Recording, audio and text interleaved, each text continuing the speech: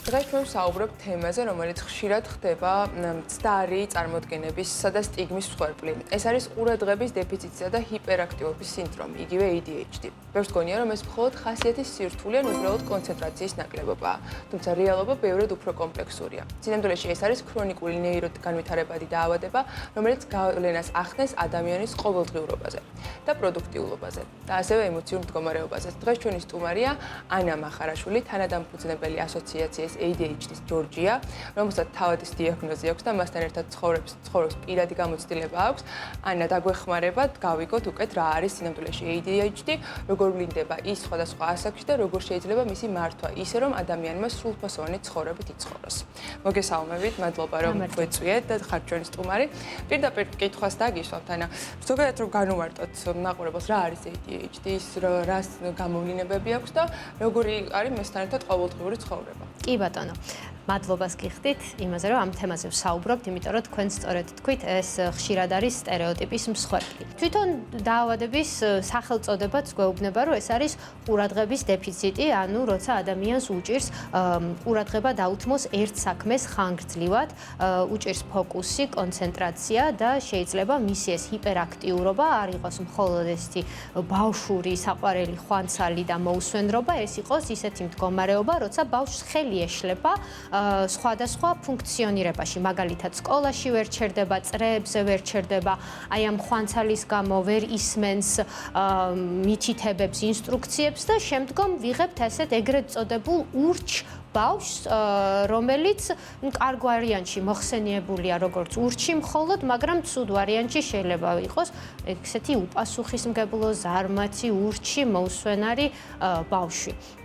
ვამბობ ბავშვს, რადგან ეს არის ბავშვობაში იწყება ეს პრობლემა. გამოვლინება შეიძლება სხვადასხვა ასაკში დაიწყოს, მაგრამ ყველაზე ხშირად იწყება აი პირველ-მეორე კლასში, როცა უკვე ბავშვს ევალება მეტად მოიკრიბოს თავისი კონცენტრაცია, ყურადღება და ნაკლებ იხვანცალოს. ახლა ბავშვი, როდესაც საბავშვო ბაღში ხვანცალებს, ეს არ არის ხოლმე ძირითადად პრობლემა, ხო? მაგრამ როცა უკვე ვთხოვთ ბავშვს, რომ ის 40 წუთი, 45 წუთი საკლასო ოთახში იჯდეს და მოусმინოს მასწავლებელს, აი უკვე მან ვხედავთ, რომ მას იმაზე მეტად უჭირს, ვიდრე თანაკლასელებს. აი ამასაც მინდა გავუსვა ხაზი. ხშირად ADHD-ის მქონე ადამიანებს ის სიმპტომები აქვს, რომელზეც ძალიან ბევრი ადამიანი გეუბნება, მეც მაქვს კაცო, გასაღებ სულ ვკარგავ, ვერ ვჩერდებოდი ბავშვობაში სკამზე, სულ ხეებზე დავძვრებოდი. ეგ აბსოლუტურად ვეთანხმები. ADHD-ის მქონე ადამიანს კი აქვს ის სიმპტომები, რაც შეიძლება ნეიროტიპურ ადამიანსაც ჰქონდეს და ნეიროტიპურ ბავშვსაც, მაგრამ ჩვენ აქ ვსაუბრობთ სიხშირეზე, სიმძიმეზე და რამდენად ეს უშლის ამ ადამიანს ნორმალურ ფუნქციონირებაში ხელს. სადაც მინდა ასევე გავისაუბროთ, არის ის დახმარებები, რომელსაც თავაზობენ ADHD-ის მქონე პაციენტებს სხვადასხვა ქვეყნებში. თქვენ თავად გაატარეთ 5 წელიწადი ეს უნივერსიტეტში ამერიკაში, თუ გაქვთ გამოცდილება, იქ როგორ უდგებიან ამ დიაგნოზს და რაიმე ხელშეწყობა მოაქვთ მეტი ახალგაზრდებს და ზოგადად მუშაობ პერსონალს. კი ბატონო.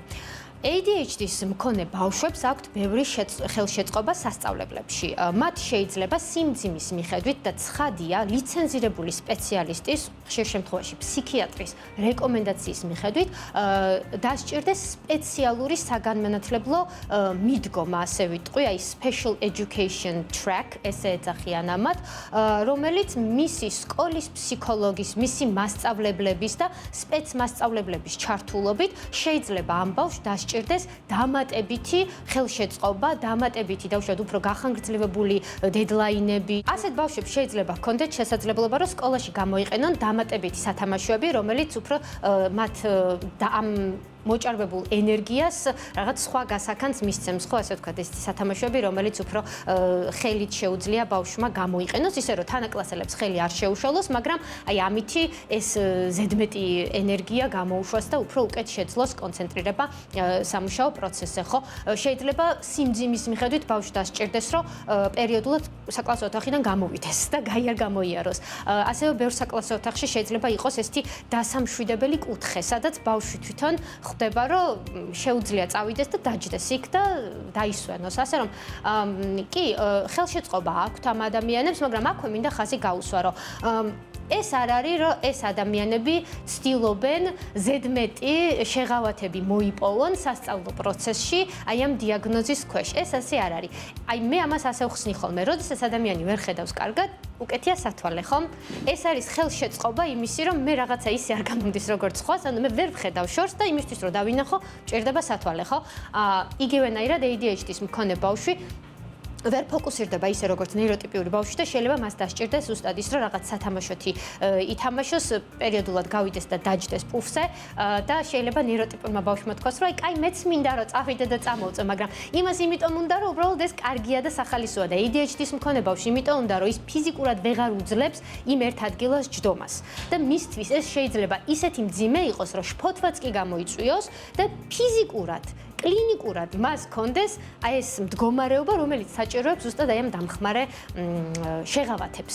თუ გახსენდებათ კიდევ სხვა ცდარი შეხედულება, რომელიც აი ყველაზე ხშირად გესმით ADHD-ის შესახებ. კი, როგორ არა, მაგალითად ეს არის სიზარმაცე და თუ კარგად მოინდომებ, ძალიან კარგად ფოკუსირდები. მაგალითად ხო ის რომ, რა ვიცი, კაცო, ვის არ ასჭირს ეგ? ანუ სად იყო ჩემ დროს ADHD, ხო?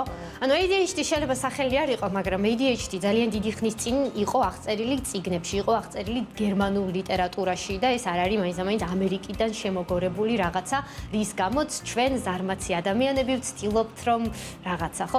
ანუ რო დაუკვირდეთ, რატომ იწვევს ეს გაღიზიანება? ეს იწვევს გაღიზიანებას ხალხში, იმიტომ რომ გონიათ რომ მე ამ მიზეზით ვიქნები გვიან, არაპუნქტუალური, არ გავითვალისწინებ სხვის დროს, არ ვიქნები პასუხისმგებლიანი და ამ ყველაფერს ასე ვთქვათ, გავამართლებ იმით, რომ მე კლინიკური დიაგნოზი მაქვს და ახლა რა გინდა ჩემგან, ხო, რაც შემიძლია იმას ვაკეთებ.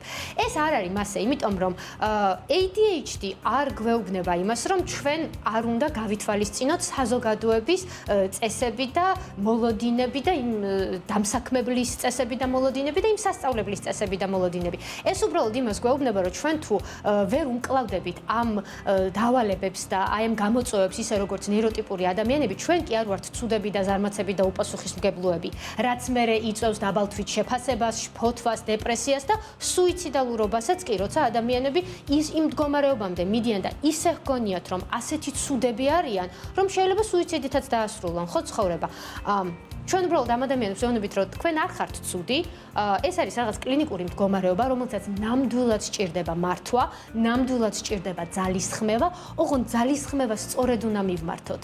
იმაზე კი არ უნდა მივმართოთ ძალისხმევა, რომ საკუთარ თავს თითი უქნიოთ და შეცუდო და შეზარმაცო, ორშაბათიდან უკეთ მოინდომე და ყველაფერი კარგად იქნება. პირიქით, სხვანაირად უნდა მივმართოთ ეს, რომ მოიცა ერთი წუთი, ეს თუ კლინიკური დიაგნოზია და თუ უკვე შესწავლილია, იქნება რაღაცა სხვა მეთოდები არსებობს, რომლითაც შემიძლია რომ მე აი იმ სასწავლებელში იქნება თუ სამსახურში უკეთ ვიფუნქციონირო და არანაირად არ ნიშნავს ეს იმას, რომ ჩვენ ვეუბნებით ამ ადამიანებს, რომ კაი, ახლა რადგან ეს გჭირს, შეგიძლია უგულებელ ხო ის მოლოდინები, რაც ჩვენს მიმართ არის. რაზეც მნიშვნელოვანია საუბარი ასე არის საქმის პირობებში როგორ შეიძლება ამის მართვა. ვიცით რომ ADHD უნდა იყოს ორ დამოუკიდებელ სივრცეში მაინც რომ კლინიკური დიაგნოზი დაისვას. იქნება ეს სკოლაში თქვა და სახლში. კი ბატონო. სკოლაში უკვე ვახსენეთ გარკვეული ხასტო რომელიც საქართველოში ალბათ ნაკლებად არის, მაგრამ შეიძლება არსებობდეს. მშობლები როგორ უნდა გაუმკლავდნენ უკეთ ამ დიაგნოზის მქონე ბავშვებს და როგორ იმუშავა მათთან ერთად. კი ბატონო.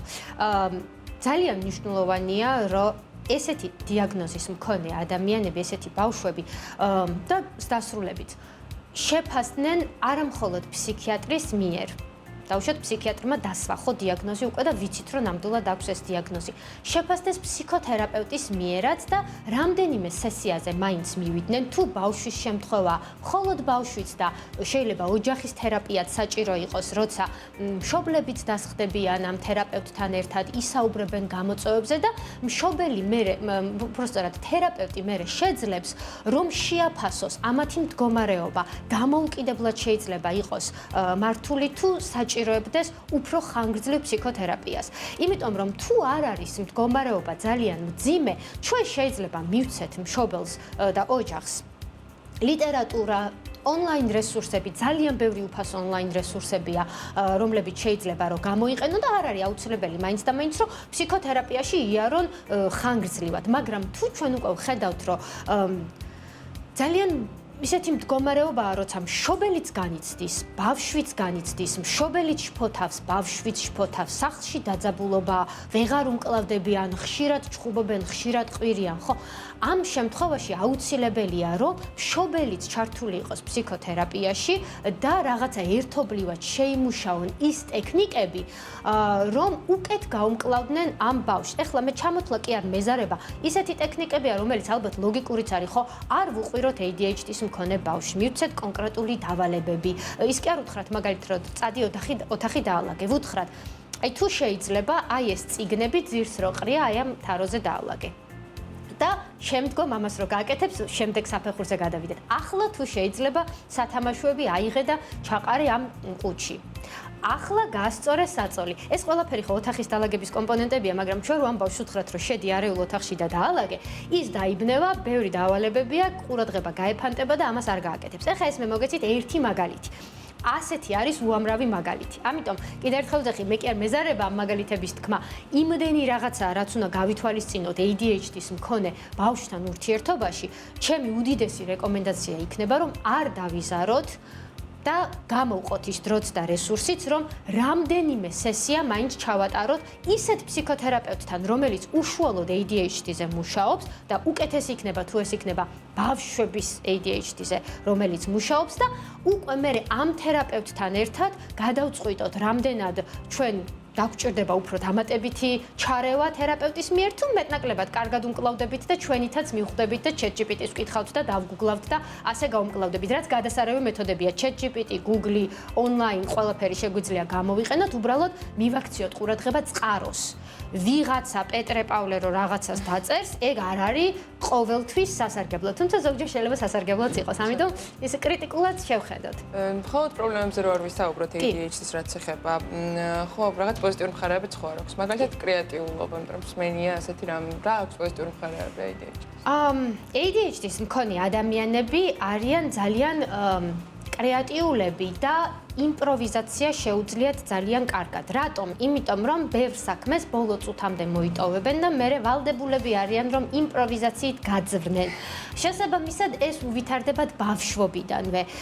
ADHD-s მქონე ადამიანს შეიძლება უჭირდეს დროის მართვა და ესეც უშლის ხელს იმაში, რომ რაღაცა უფრო ხანგრძლივად იფიქროს რაღაცა პრობლემაზე და მერე ეტაპობრივად დაგეგმოს ამ პრობლემის გადაჭრა, ხო?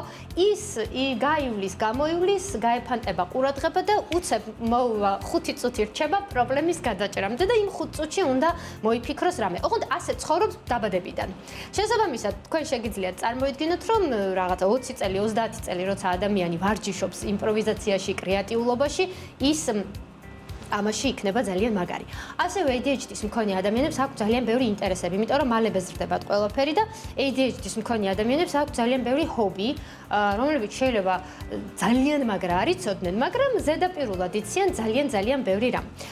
და ამათ შეუძლიათ ბევრ რამეზე გესაუბრონ და მათთან კომუნიკაცია არის ხოლმე ძალიან ადვილი. ADHD-s მქონე ადამიანები ასევე ძალიან სხარტები არიან და სწრაფები, რაც გუნდურ მუშაობაში ძალიან კარგია ხოლმე და აი ორგანიზაციებს სულ ვეუბნები, რომ 1-2 ADHD-s მქონე ადამიანი რომ ყავდეს გუნდში, ძალიან კარგია, იმიტომ რომ ისინი აი ამ კრეატიულობით, იმპროვიზაციის უნარით და სწრაფი ფიქრით, სწრაფი აზროვნებით ძალიან ხშირად კარგი დანამატია ხოლმე გუნდში. თუმცა სულ ADHD-s მქონე ადამიანებს ალბათ 1-2 დინჯი ადამიანის დასჭირდებათ გუნდში, რომ ცოტა დაამშვიდონ. და ბოლოს მინდა შევეხო უკვე ADHD-s მდგომარეობის მკურნალობას. საქართველოში სამწუხაროდ ხელმისაწვდომი არ არის ბევრი მედიკამენტი და ზოგჯერ თქმის არც ერთი მედიკამენტი არ მოეპოვებათ პაციენტებს, რომ ადამიანებს რომ იმკურნალონ ამ მდგომარეობის თვის როგორ უნდა გაუმჯობესდეს ეს ყველაფერი და რა არსებობს დღეს რაც შეუძლიათ გამოიყენოს პაციენტებმა საქართველოში. კი ბატონო, ძალიან მიხარია რომ ამ საკითხს შევეხეთ.